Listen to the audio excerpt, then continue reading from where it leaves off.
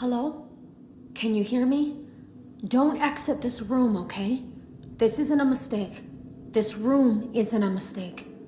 I had to hide these logs away from the core gameplay files, in a place that only a beta tester would look, and in a place where the files could be protected.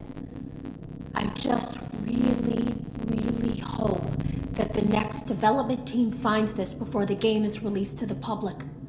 This game has some kind of malicious code in it that we haven't been able to fully contain or even understand for that matter.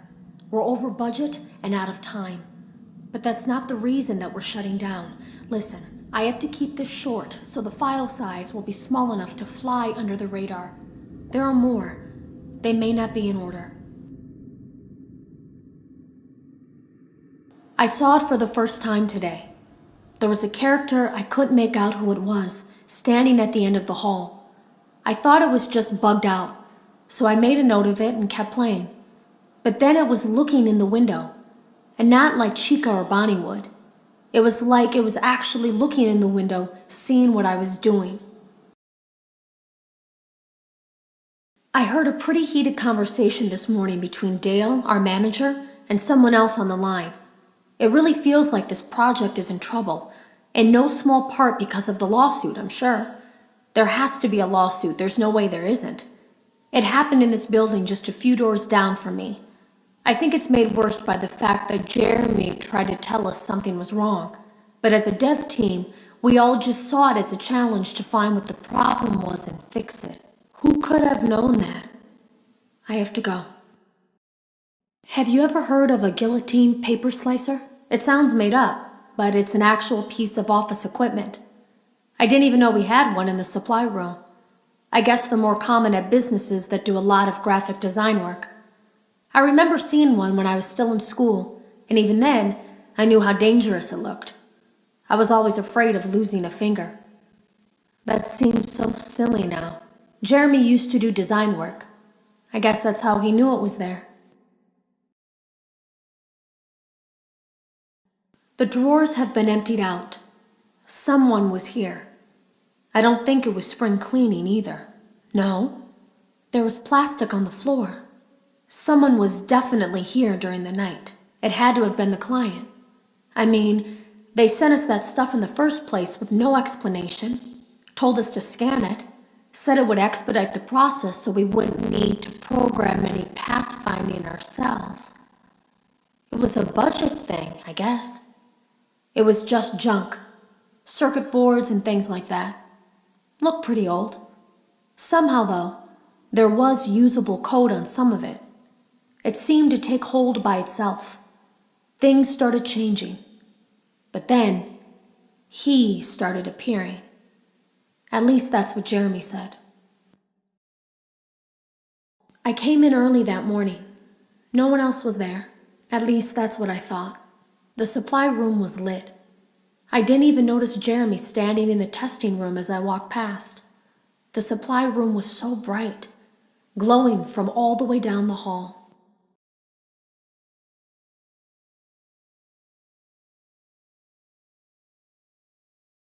Jeremy complained of nightmares when he came in this morning. He wasn't talking about it like someone telling a friend about his dreams, though. He was pale. Looked like he hadn't eaten in days. He spent an hour talking in Dale's office, but it didn't look like he was given much sympathy. When he came out, he went directly back to the testing room. He doesn't even jump anymore. Nothing scares him. He just stands there like he's talking to someone. Sometimes he rocks from side to side. We were told to leave him alone.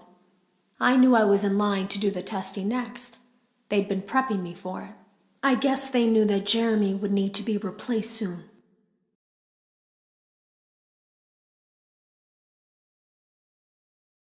You can always tell when a company is getting ready to fire someone. They start giving out written warnings for silly things, making sure to build a paper trail and make a case for a firing. Things that normally no one would care about suddenly become grave offenses, all worthy of being written and documented. I guess it works two ways, because it also encourages a person to quit rather than be scrutinized so heavily. I think Jeremy was too far gone to consider that option, though. The thing about it is that I don't think they were going to fire him because of anything he was doing wrong. They just knew he'd seen something. They needed to discredit him.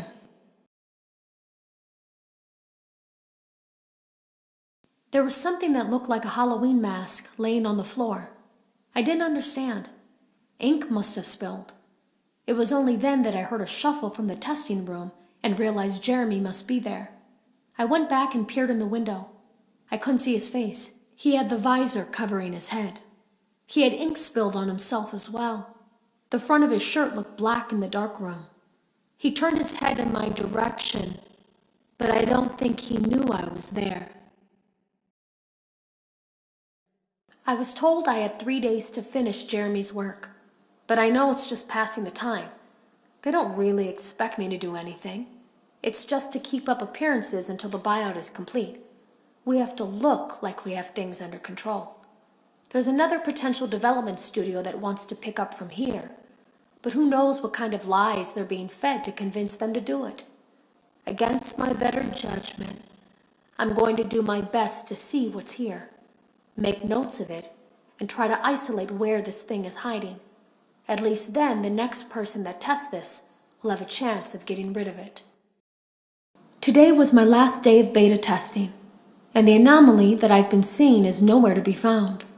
But after inspecting some of the files, it seems that it's attached itself to these logs. My logs. That can't be an accident. So now I have to make a choice. Do I leave these logs here for you to find, or do I try to purge this thing myself by destroying the logs? I've chosen the latter. I can't delete them. By creating a protected area to store these logs apart from the game, I effectively gave this thing a safe place to hide itself. It's in here now. I may not be able to delete it, but I might be able to do something else now that it's attached itself. I have an idea. They lied to us. They lied to all of us.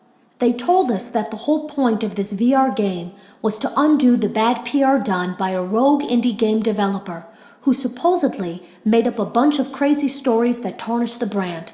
But that's not true at all. In their haste to develop this VR game and clear their name, they sent us some things I don't think they intended us to see. Such as a hard drive containing emails between Fazbear Entertainment and a certain indie developer. Fazbear Entertainment hired the game developer. Those indie games were designed to conceal and make light of what happened. This isn't just an attempt to rebrand. It's an elaborate cover-up, a campaign to discredit everything. I ran a fragmentation program on the area of memory that was storing these logs for you.